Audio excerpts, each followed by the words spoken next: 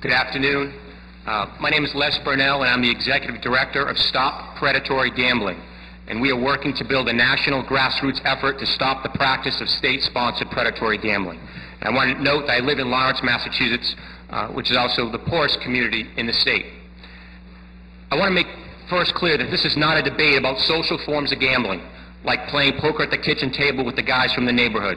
We are opponents of predatory gambling, which is the practice of using gambling to prey on human weakness for profit. And we've heard this 90% of the revenue stat all day today.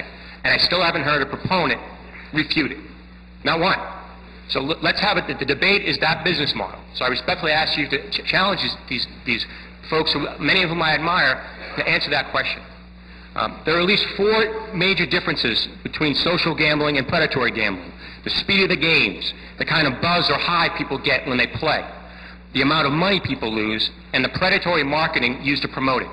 None of that really has come up today at all in terms of what that means, how those forms of gambling are different than what we perceive as gambling. And yes, the state lottery is predatory gambling, with $20 scratch tickets and Keno games every 4 minutes, 1,500 times a week. I mean, we wrote a public information request to the lottery asking for the demographic information of who plays the lottery. What's the business model of the lottery?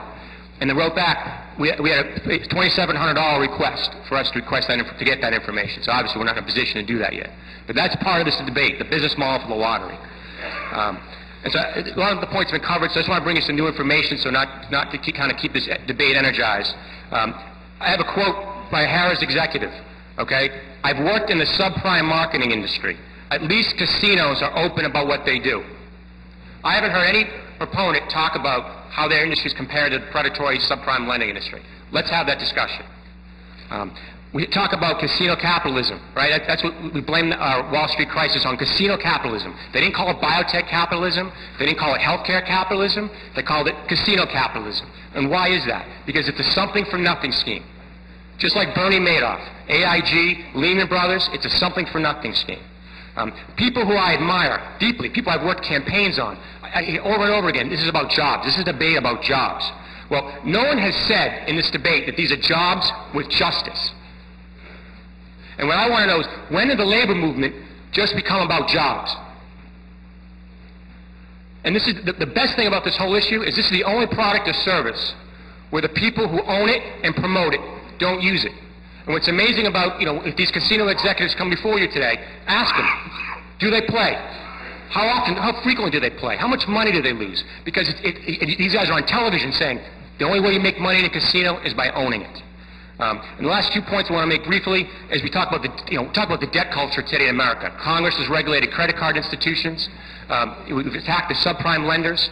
Yet the most predatory institution still standing in America today is state-sponsored predatory gambling, and has a huge role in our debt culture. And lastly, I heard someone who I respect talk about this being is an elitist issue. And that as someone who lives in Lawrence, it kills me to no end to hear people say this is elitist. What's elitist is we call this a tax on people who can't do math.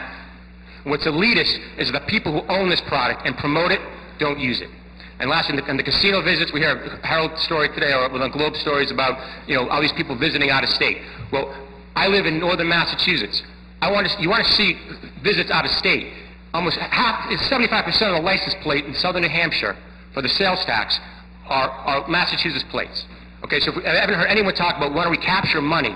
Why don't we lower the sales tax to help those communities along the border and recapture some of those dollars? So I appreciate your time. Thank you. Thank you. Any questions?